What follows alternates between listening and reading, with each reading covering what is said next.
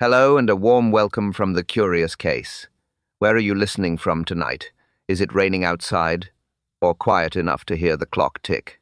I've brewed a fresh pot of tea, the kind that smells like calm evenings and old stories. But tonight, something feels slightly off in the air. A whisper, a shadow. Now pour your tea, and listen close. It was late afternoon in Street Mary Mead, the kind of quiet hour when even the sparrows seemed drowsy. The church bell had just chimed 4. Its echo drifted over roofs and gardens, soft as steam from a kettle. From the bakery came the faint smell of warm bread and sugar. From the green, the steady creak of Mr. Peabody's cartwheel as he made his rounds. And through it all, the rhythmic tick of Abel Trent's clocks.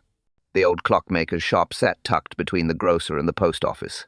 Narrow windows, polished glass, brass pendulums swaying like patient hearts. Inside, every clock agreed in sound, but not in time. Some ran a minute fast. One, oddly enough, ran a second slow. Miss Marple noticed it the moment she entered. She stood by the doorway with Lady Bantry removing her gloves. "Charming little place," Lady Bantry said, glancing about. "Smells of oil and dust, and perhaps a century of secrets. Mr. Trent appeared from behind a curtain, tall, thin, with fingers stained from polish. He smiled the careful smile of a man who listened more than he spoke. "Afternoon, ladies. The mantel clock, I believe." "Yes," said Miss Marple. "It's been rather stubborn lately. Refuses to strike the hour." "Then it needs only patience," he replied. "Everything mechanical does." At the workbench, a girl bent over a half-assembled pocket watch. Clara, the apprentice, nervous, kind-eyed, avoiding every direct glance. When the shop door opened, she flinched slightly. It was only Mrs. Dipple, the neighbour, coming in under her breathless gossip. "You'll never guess who's back in the village," she said. "Mr. Reed saw him at the inn." Mr. Trent's hand paused mid-motion. For a fraction of a second, the ticking seemed to hesitate too, then resumed. A perfect chorus again. Lady Bantry, of course, missed the pause. Miss Marple did not. Her eyes rested briefly on the largest clock, an ornate grandfather by the window. Its pendulum swayed steady, but its second hand lagged by one beat, as though listening to something it shouldn't. Outside, the wind brushed across the signboard. A quiet rattle, like breath behind a door. Inside, the clocks kept time almost. No one yet knew. The calm was counting down. Mr. Trent kept his back room tidy. Every clock labelled, every cup in its place. He allowed visitors near closing time the same few faces each evening. Lady Bantry first, confident, curious, never short of opinion. Mrs. Dipple followed. Always talking, always certain she knew more than she did. Mr. Reed, the postman, arrived last, still carrying his satchel, though the deliveries were done. Clara, the apprentice, poured tea quietly. Her hands shook once, then steadied. Mr. Trent noticed, but said nothing. Lady Bantry set her cup down. "Mr. Trent, how many clocks have you now?" 42, he replied, "all with their own temper." Mrs. Dipple sniffed. "Machines shouldn't have temper." "They do," he said. "You just don't hear it." Miss Marple sat near the door, knitting in her lap, eyes moving from one to the next. Lady Bantry's chatter hid boredom. Mrs. Dipple's certainty hid fear. Mr. Reed's grin hid nerves. Clara's silence hid something else. The talk turned to the inn reopening. Mrs. Dipple leaned forward. "Strange timing, isn't it? So soon after what happened last time." Mr. Trent's hand paused on the sugar bowl. "What happened?" Lady Bantry asked. "The fire," said Dipple. "You remember. The one they never explained." Trent's voice stayed even. "Some things don't need repeating." Reed stirred his tea slowly. "Still, folk don't forget. Not in this village." Trent looked at him. "And some people make sure of that." A short silence followed. Only the sound of spoons, and the faint, uneven tick from the wall clock. Miss Marple's eyes moved once toward it. 1 second skipped. A small error, but enough to bother her. Clara wiped the table edge, twice in the same spot. Lady Bantry changed the subject. "You must come tomorrow, Jane. Everyone will be there." Miss Marple smiled. "I wouldn't miss it. I do like seeing how people behave when they think no one's watching." Mr. Trent's mouth tightened. Reed laughed too loudly. Dipple looked confused. Clara's eyes stayed on her hands. The moment passed, tea cooled. Conversation softened again. Nothing looked wrong, but every word felt measured, every glance slightly delayed. Miss Marple counted them quietly in her mind. 5 people. 5 stories. Not all true. They smiled, but one smile didn't reach the eyes. The inn was busy again that night. Table set, chairs straightened, voices low but polite. It was the first village supper since the reopening. Mr. Fielding moved between tables with practiced charm, greeting everyone by name. He smiled, but his eyes stayed watchful. Every gesture felt rehearsed. Lady Bantry spoke first. "So brave of you to revive this old place, Mr. Fielding. People do love a bit of history." He nodded. "I thought the village deserved something cheerful again." Mrs. Dipple answered before he could move on. "Cheerful's one word. Haunted might be another." Fielding's smile didn't move. Haunted by good taste, perhaps.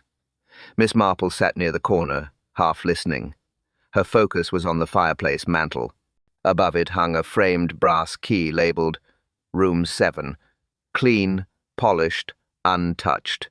But the frame's corner showed faint dust marks, as if it had been lifted recently.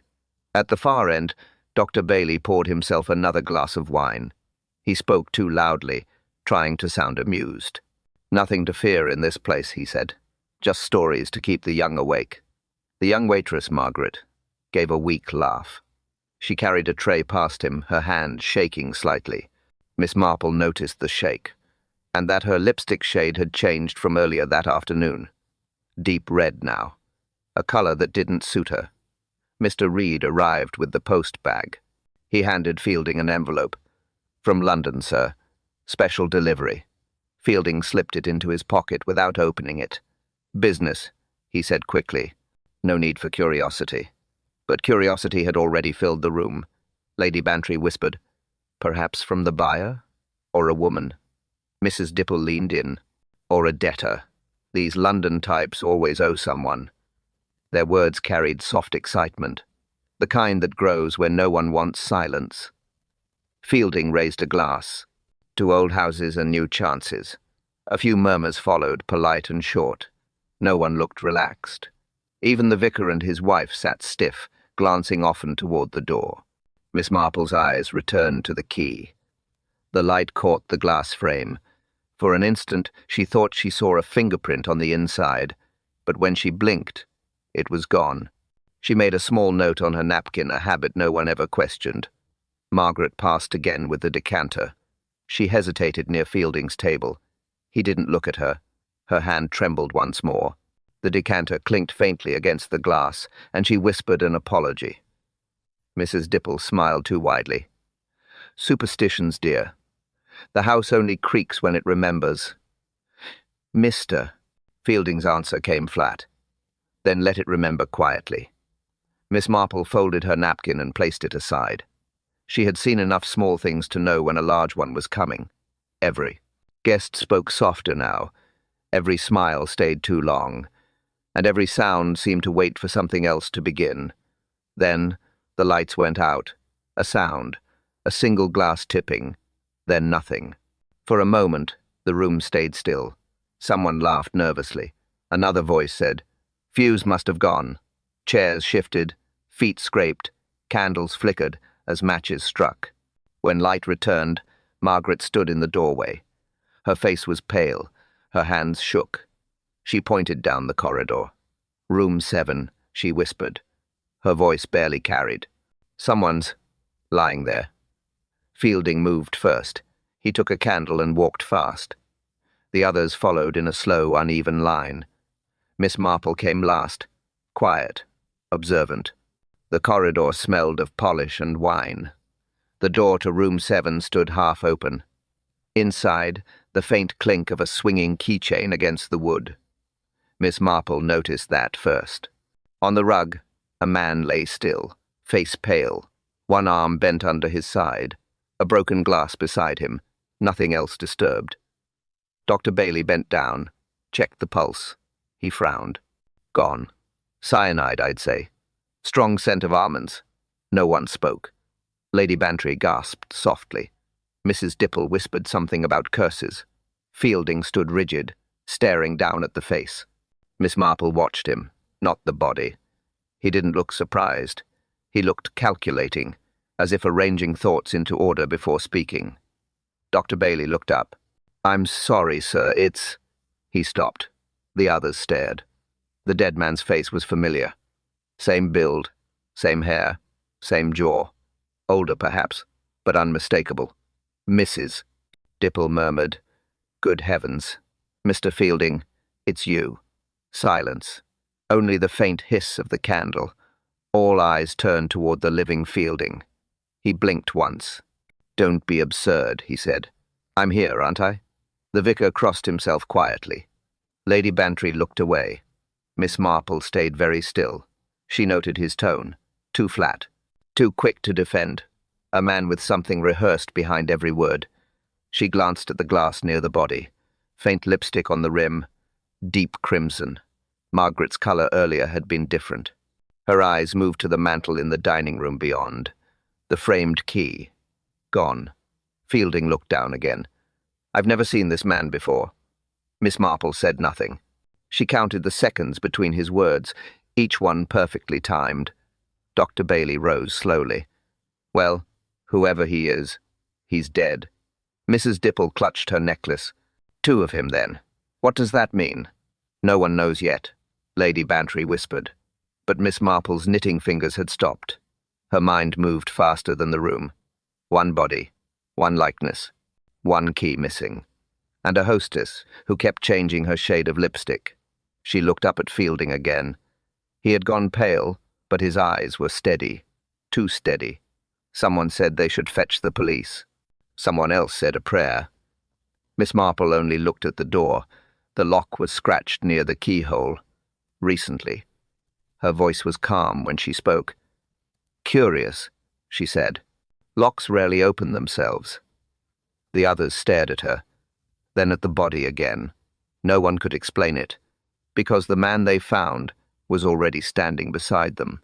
Sergeant Graves arrived first from the village, a man more used to quarrels than murder. He wrote notes slowly, too slowly for Miss Marple's liking. "Everyone stay in the dining room," he said.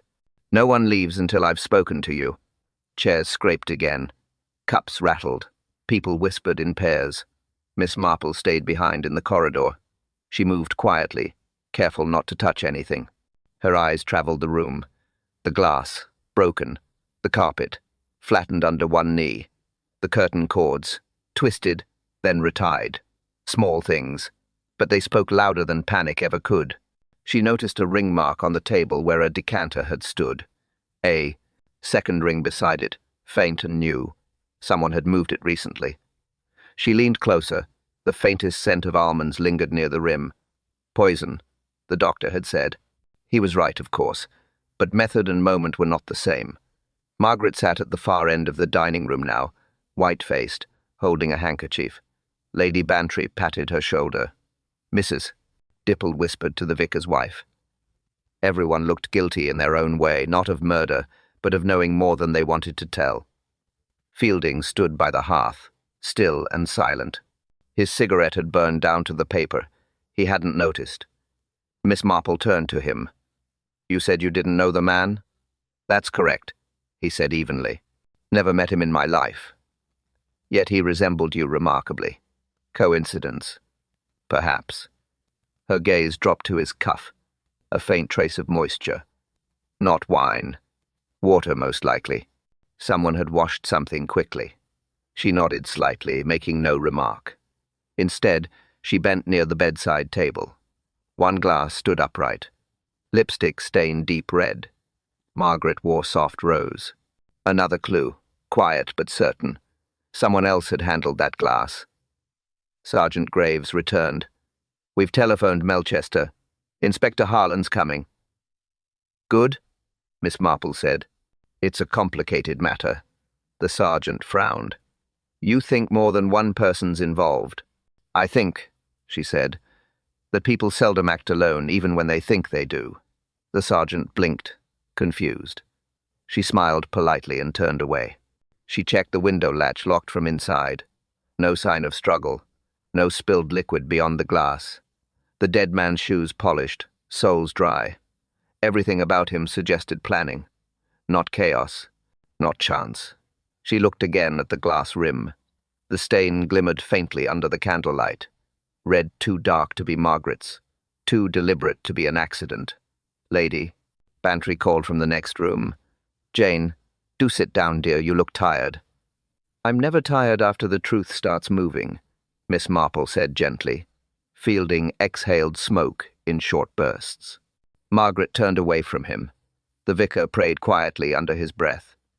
Miss Marple returned to her seat, her expression mild, her thoughts far from it. People noticed big things. She preferred the small. A glass, a mark, a stain. She folded her hands neatly. And the stain was the wrong color. Sergeant Graves began his questioning with a cough. Right then, we'll start with the basics. Everyone sat around the long table, uneasy, trying to look calm. Dr. Bailey, he said, where were you when the lights went out? In my seat, the doctor replied quickly. Doing what? Finishing my wine. Miss Marple looked at his hand. He'd switched the ring to the other finger. Small, nervous habit. Mrs. Dipple? I was by the window. I saw nothing. Nothing at all? She hesitated. Well, maybe a shadow on the stairs. Could have been anyone. Her eyes darted to Mr. Reed. He shifted in his chair. Mr. Reed, Graves said. And you? Just by the door, he answered. Didn't move till someone screamed. Miss Marple noticed his shoes. One damp, one dry. Odd for a man who hadn't moved. Lady Bantry? I stayed seated, she said smoothly. These things pass faster if one stays still. Mrs. Dipple snorted softly. Lady Bantry ignored it. Her glove lay on the table, inside out. Miss Marple wondered when it had been turned. Margaret, the sergeant said next. The girl's hands clenched in her lap. I was fetching candles, she whispered. I went toward the back hall. You saw no one? No one. Her eyes flicked toward Mr. Fielding, then away. Mr. Fielding, Graves said at last. He straightened. I was with the others, right here. Mrs. Dipple spoke quickly. You weren't. I saw you pass behind the curtain. Fielding smiled thinly. I was checking the fuse box. There's no fuse box behind the curtain, Miss Marple thought, but said nothing. Graves scribbled. All right. So everyone stayed where they weren't, and saw what they didn't. Very tidy. The line drew nervous laughter. He didn't mean it as a joke. The inspector from Melchester hadn't arrived yet. Graves was filling time. Miss Marple was filling silence. Listening, Mrs. Dipple spoke again. It's obvious, isn't it? That stranger must have come in through the yard. Reed frowned. Locked gate. You checked it? No need. I always lock it myself. Miss Marple's eyes moved once toward the keys hanging by the kitchen. One hook was empty. Lady Bantry leaned back. This is tiresome. I suggest we all wait for the inspector. Fielding agreed too quickly. Margaret nodded, eyes down. Dr. Bailey asked for another cup of tea. No one drank it. Miss Marple folded her hands and looked down at the tablecloth. Each person had spoken too much. Each one had tried to sound ordinary. That was the mistake. Ordinary people rarely rehearse their innocence. She traced the edge of the napkin with her finger. Tiny flecks of red wine marked it. Not spilled, wiped. Someone had cleaned something. The clock in the hallway struck once. Uneven tone. The same second still missing. No one noticed but her. Graves sighed, closing his notebook. We'll leave it there till the inspector comes. Everyone rose too quickly, grateful for the pause. Miss Marple stayed seated, her expression pleasant, her eyes sharp. She already knew which alibi would break first. Truth never rushes, but it never forgets. Sergeant Graves stepped outside to send a message to Melchester. The others stayed close together in the dining room. Silence hung between them like unfinished sentences. Miss Marple moved toward the fire, where the framed key had once hung. The brass hook above the mantel was empty now. Only a faint outline of dust remained. She brushed a gloved finger across it. The key hadn't been missing long. Mrs. Dipple broke the quiet first. "You know," she began, lowering her voice, "this isn't the first time something dreadful's happened here." Lady Bantry sighed. "Oh, please, not your stories again." Mrs. Dipple leaned forward anyway. "I remember it clear as yesterday. 15 years ago, a traveller found dead upstairs, room 7, same as tonight." "Accident," Fielding said sharply. "The records say so." "Mrs." Dipple's mouth tightened. "That's what they told us. But people talk. They said it was poison then, too." Margaret looked up quickly. "Poison?" "Yes, Mrs." Dipple said, satisfied by the attention. "Smelled of almonds, they said. The same smell we all noticed tonight." Dr. Bailey frowned. "Coincidence. Cyanide's old but common enough in a country place." "Coincidence," Miss Marple repeated softly, "is often the disguise of habit, Doctor." Mr. Reed cleared his throat. "Wasn't there an inquiry?" "Barely," Mrs. Dipple said. "The owner's father handled it. The man who built this place. He said the stranger died by his own hand." Miss Marple glanced toward Fielding. He stared at the floor, hands clasped tight. Lady Bantry tapped her cup. "Really, Caroline, you can't expect us to believe one room kills twice." "It's not the room," Mrs. Dipple said. "It's what people bring into it." Her words drew no reply. Miss Marple walked back to the doorway. Her eyes lingered on the carpet. The pattern near the threshold was darker, almost new. A section had been replaced. Why there, and nowhere else? She looked at Margaret, who was wringing the hem of her apron. "My dear," Miss Marple asked gently, "who cleaned that part of the floor?" "I did," Margaret whispered. "Yesterday. Mr. Fielding said it needed fresh varnish." "Did he now?" Miss Marple said quietly. Fielding looked up. "A repair, nothing more." "Mrs." Dipple gave a thin smile. "Or something covered, perhaps." His reply came too quickly. "You enjoy this, don't you? Other people's misfortunes." She didn't deny it. Miss Marple studied his face. The tension around the eyes, the careful control of tone. He'd answered the wrong question, not why he repaired it, but when. The door creaked behind them. Sergeant Graves returned, wiping his hands. "Inspector's on his way," he said. "And the station clerk mentioned something strange. There's no record of that old inquest in the files. Nothing at all." Miss Marple's knitting needles paused mid-stitch. "Records vanish," she said softly, "when someone needs them to." Mrs. Dipple nodded with satisfaction. "I told you it wasn't over." Fielding's jaw tightened. "You'll ruin my business with gossip." "You'll ruin it faster with silence," she replied. Miss Marple looked toward the stairwell, then at the key's empty frame. Patterns repeat themselves when people forget how they began. The same mistakes, the same lies, the same kind of death. She spoke lightly, but her eyes stayed on Fielding. "It happened before," she said, her voice calm, deliberate. "In the same room. Inspector Harland arrived from Melchester just after noon, tall, deliberate, and tidy in speech. He listened before speaking, a trait Miss Marple always valued. Sergeant Graves gave a summary while the inspector made brief notes. 1 man dead, unknown identity, possible poison, no sign of forced entry." Miss Marple watched his eyes. They missed nothing. Harland turned toward her. "Miss Marple, I'm told you were present when the body was found." "Yes, Inspector, quite present." "Then perhaps you can tell me what—" "These people cannot." She smiled faintly. "I might, though truth often hides in plain speech, not silence." He nodded politely, then addressed the group. "Ladies and gentlemen, I need your cooperation. The sooner we understand what happened, the sooner you can all return home." Mrs. Dipple muttered, "If it's safe to." Harland ignored it. "Mr. Fielding," he said, "this is your property. You claim not to know the victim?" Correct. Never saw him before. Harland opened a small envelope, and yet a handkerchief with your initials was found in his pocket. Common letters, Fielding replied. Half the men in London share them. Possibly, Harland said, but not all of them die in your inn. Margaret flinched. Harland turned to her. You served the drinks?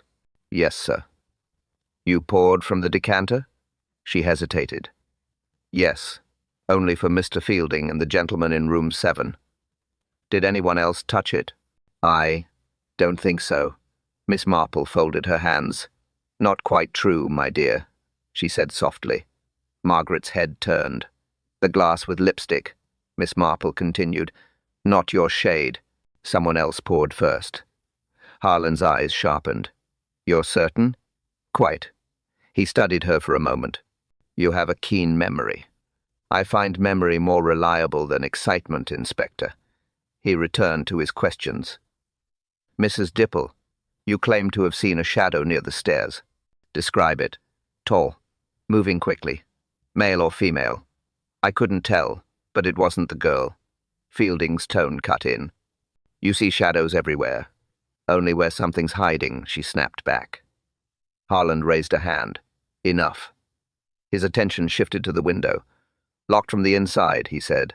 No forced latch. So whoever was in the room stayed willingly. Miss Marple spoke quietly. Or comfortably. Inspector. He looked at her. Meaning? Trust makes people comfortable. Even poisoners. A pause. Dr. Bailey coughed. Fielding avoided her eyes. Harland made another note. Doctor, he said, you diagnosed cyanide. You're sure? Positive. Then the poisoner had access to it. Not common in village homes. Miss Marple nodded slightly. Except here, Inspector. Old properties hold old cupboards. And cupboards often hold forgotten things. He met her gaze. Do you suspect someone? I observe. I don't accuse. Yet you're thinking something. I'm thinking, she said evenly. That guilt often speaks before it's asked. Harland closed his notebook. His tone stayed measured. Someone here knows more than they've said. Perhaps they believe their story sounds complete. He glanced around the table. Fielding shifted. Margaret looked down. Mrs. Dipple folded her arms tightly. Miss Marple reached for her knitting, calm as ever. The inspector spoke again, quiet but firm. Someone here has already lied. It happened just after the inspector's last words. A crash from the kitchen. Sharp. Final. Harland was on his feet before anyone else. Stay here, he ordered. Miss Marple followed at her usual steady pace. Inside, a jug lay shattered on the floor. Brandy spilled across the tiles. Mrs. Porter, the housekeeper, stood frozen beside it, her hands gripping the edge of the table. I dropped it, she said quickly. Her eyes darted toward the pantry door. Something startled me. Harland looked at her directly. What did? She hesitated. Sounded like footsteps upstairs. Heavy ones. Then silence. The inspector signaled Graves. Check above. The sergeant went up, boots creaking on the stairs. Miss Marple's gaze fell to the spill. It carried the faint scent of almonds beneath the brandy. Too familiar now to mistake. She looked toward the open cupboard. Beside the table, a row of cleaning bottles. One space empty. Mrs. Porter, she said softly, what usually sits there? An old bottle, the woman answered. Left from the last owner. I meant to throw it away. What was in it? Rat poison, ma'am. Harland turned sharply. Cyanide? Mrs. Porter nodded, frightened now. I kept it locked. I swear I did.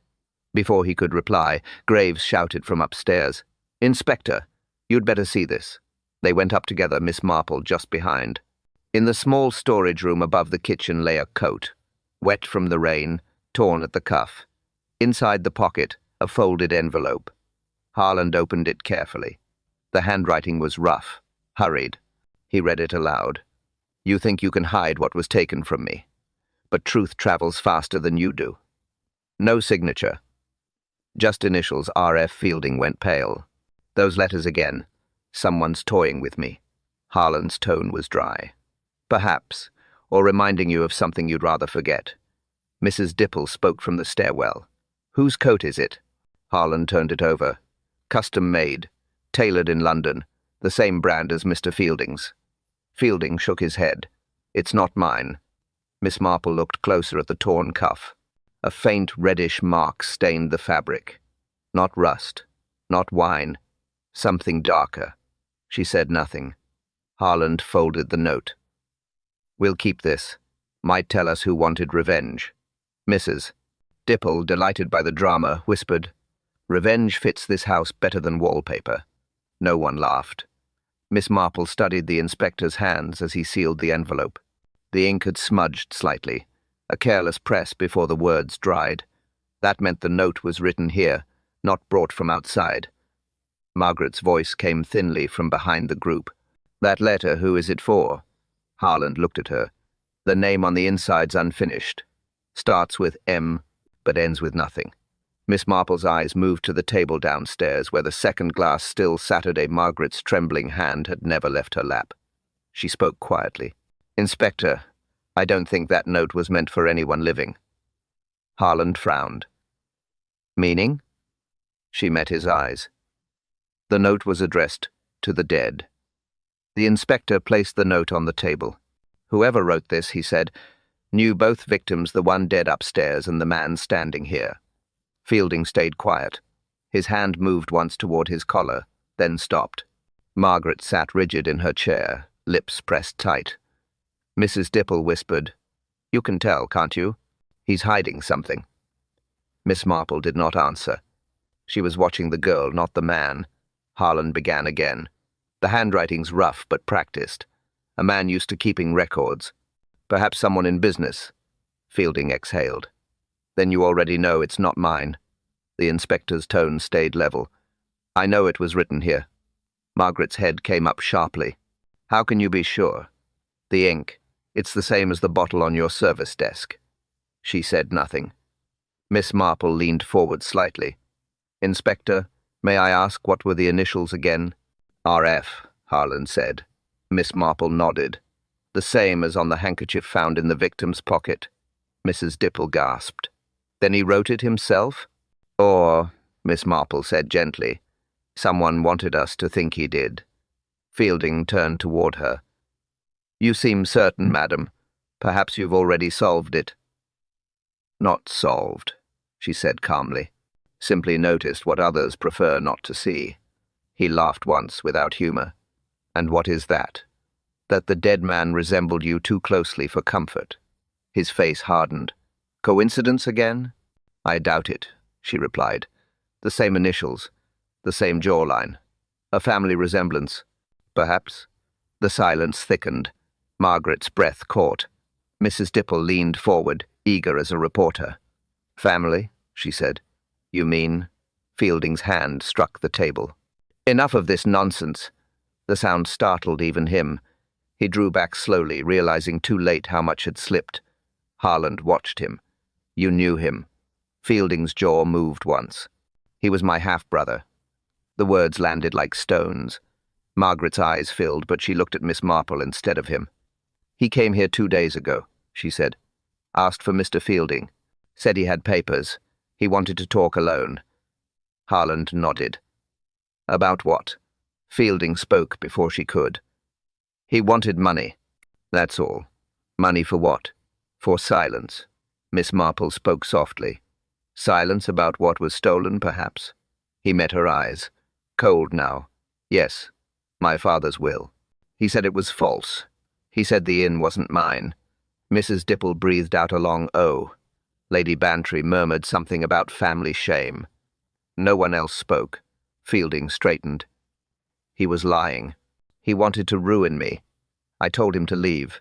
"And did he?" Harlan asked. "Not soon enough." Miss Marple's knitting needles clicked once. "He died," she said. "In the same room where another man died years ago, a man cheated by your father." He looked away. She continued quietly. "I think that's why your brother came back. Some debts don't fade, even when written off on paper." Margaret rose suddenly. "He only wanted a chance to explain." Her voice broke, but she sat again before anyone could speak. Harland closed his notebook. So the motive, he said, was inheritance and shame. Fielding's tone was flat. Believe what you like. Miss Marple studied his hands. They trembled once, then stilled again. Blood ties, she thought, are never tidy. Inspector Harland paced once around the table. Mr. Fielding, he said, you admit the victim was your half-brother, that he came demanding money, that you refused. Fielding's answer was smooth. Correct. But I didn't kill him. Harland nodded. Then we must find who did. Miss Marple's needles clicked quietly. She looked up at last. Inspector, may I ask something simple? Harland gestured politely. Of course. She turned to Fielding. You said your brother came 2 days ago. Did he stay here? He did not. I sent him away. Yet he was found in room 7. So when did he return? I don't know. He must have slipped in during the supper. Her tone stayed light. Slipped in without being seen by anyone in a crowded inn? Fielding hesitated. Perhaps through the yard. Ah, she said softly. The locked yard gate. The one only your keys open. Mrs. Dipple's eyebrows rose. Harland folded his arms. Fielding's composure thinned. I keep a spare in the drawer. Miss Marple nodded. And may we see it? He opened the drawer. Empty. His jaw tightened. Someone's taken it. Miss Marple's voice was kind. Then they would have needed to know where you kept it. No reply came. The inspector watched the exchange closely. Miss Marple continued, her tone gentle. The poison. Inspector from the old bottle. Mrs. Porter kept it locked, she said. But the cupboard key hangs with the others, doesn't it? It does, Harland said. She nodded again. And one hook was empty. Margaret spoke suddenly. I saw him take it. That night. Fielding's head snapped up. Lies. Her voice shook. You told me you needed it for the cellar. Harland stepped forward. Enough shouting. Let her speak. Miss Marple's tone remained even. The cellar, yes. That was where your father stored the poisons for the rats, wasn't it? The same ones he once used for cleaning pests. History does repeat. Fielding stared at her. You twist everything I say. Not twist, Mr. Fielding. Straighten. She smiled slightly. There's a difference. She turned to Margaret. My dear, when you poured the wine, you noticed the taste. Yes, bitter. And you fetched candles? Yes. And when you returned? He was on the floor. Miss Marple nodded. Marple. Miss Marple nodded. Marple nodded. And that's what troubles me, because Mr. Fielding claims he left before his brother arrived. Yet he told you about the bitter taste, something he could not know unless he'd been in that room. The inspector looked sharply at Fielding. He tried to speak, then stopped. Miss Marple's tone stayed mild. Words move faster than caution, Inspector. Always a giveaway. Fielding found his voice again. You can't prove. I'm not proving, she interrupted softly. Just noticing. That's how truth works. It waits. It lets people hang themselves politely. Harland didn't move. No one else spoke. Miss Marple gathered her knitting. You'll find the missing key in the coat pocket upstairs, she said. Left there after the poison was mixed. A man in panic forgets order, but clocks don't forgive disorder for long. She stood, calm as before. Fielding's face had gone blank. Mrs. Dipple whispered. You mean you've known all along? Miss Marple smiled faintly. Oh yes, my dear. I was only waiting for him to contradict himself. Kindness, she knew, makes the best trap.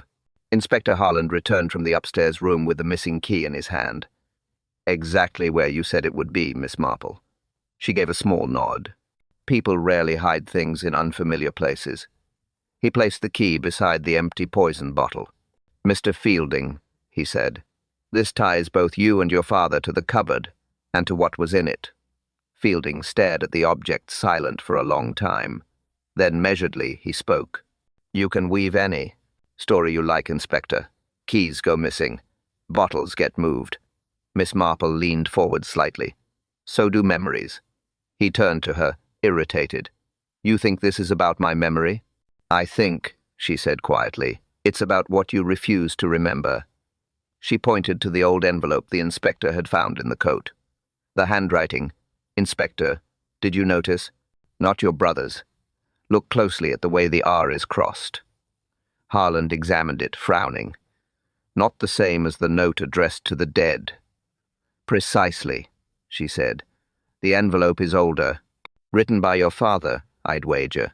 And those letters, R, F, were not meant as initials, but as a name. Fielding's eyes flickered. Robert Fielding, she continued evenly. The man upstairs, your half-brother, the son your father denied. The same man who wrote to demand what was his. She looked at the inspector. The deed was forged years ago. The father left everything to Robert. Not this one. Mrs. Dipple gasped.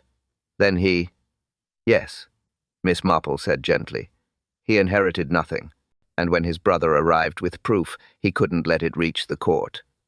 Harland unsealed the envelope carefully. Inside, an official document faded but intact. Last will and testament, he read. Signed by Henry Fielding, Sr., beneficiary Robert Fielding. He glanced up. That's proof enough. Fielding's mask broke only slightly. My father was mad at the end, he said. He'd have ruined the estate out of spite. Perhaps, Miss Marple replied.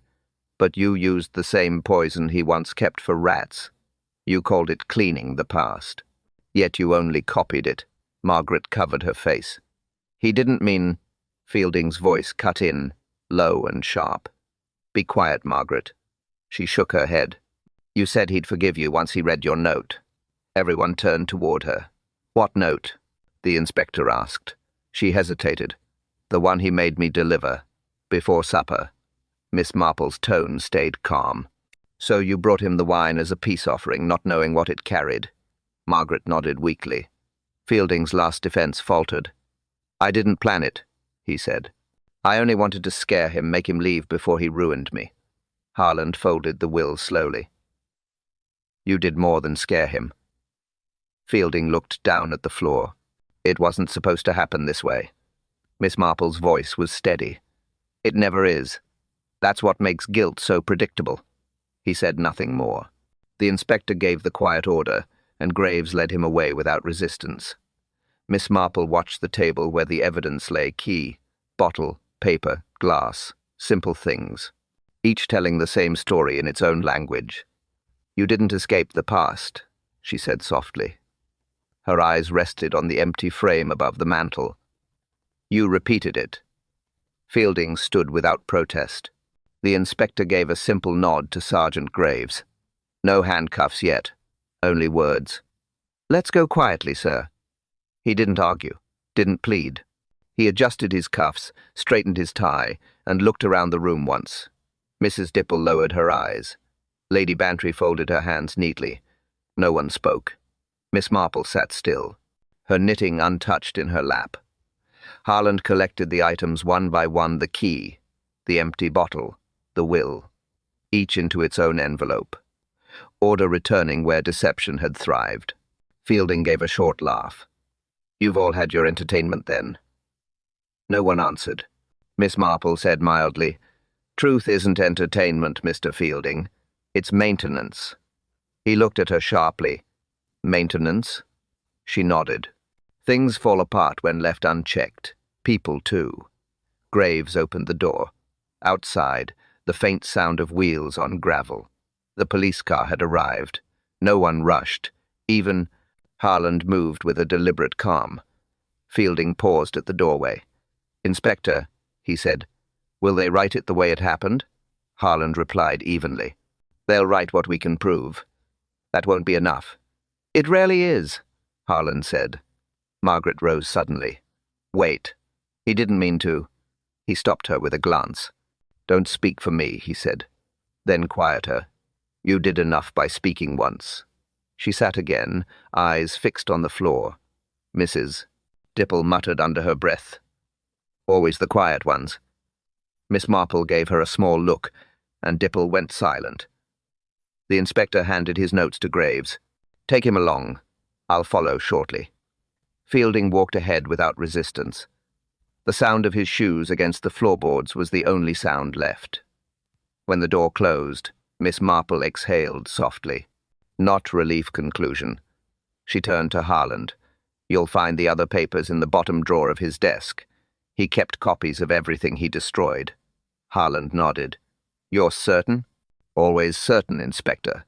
People who fear discovery hide things in reach. Father feels unsafe. He allowed himself a faint smile. You should have worn the badge instead of me. I prefer the garden, she said. He looked toward the others. Lady Bantry was already discussing tea. Mrs. Dipple whispered to the vicar's wife about scandal. Margaret remained silent. Miss Marple stood, smoothing her skirt. Inspector, she said quietly, you might show mercy where the law cannot. She acted under persuasion, not choice. He nodded once. I'll note it. The clock on the wall resumed its steady rhythm. For hours, it had ticked through deceit and fear. Now, it simply kept time again. Harland gathered his hat. You'll give testimony, of course. When required, Miss Marple said. Truth keeps well enough on its own. He smiled faintly, touched the brim of his hat, and left. The room stayed silent. No triumph, no applause. Just the quiet rhythm of order restored. Miss Marple picked up her knitting, looped a new thread, and thought, justice, she thought, never shouts.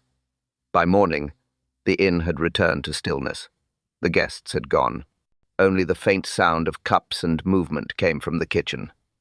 Miss Marple sat at the same table as the night before. Inspector Harland joined her, hat in hand, his expression even. He accepted the tea she poured without ceremony. No sleep?